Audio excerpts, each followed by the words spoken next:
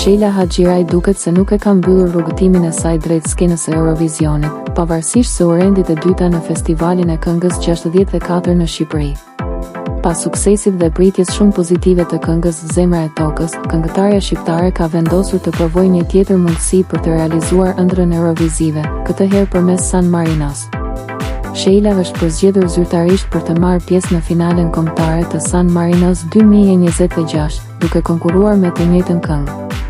Ajo do të kaloj fillimisht fazën e audicioneve më 29 janar, ndërsa finalja e madhe do të mbahet më 6 mars 2026. Në finale do të garojnë 20 artistë. 10 nga konkursi Grammy San Marino Song Contest. 10 artistë të afirmuar ndërkombëtar.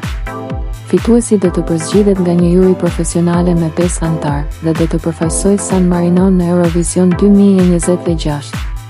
Ky hap është konfirmuar nga vetë Sheila Haxhiraj përmes rrjeteve sociale, duke ngjallur menjëherë reagime dhe mbështetje nga fansat.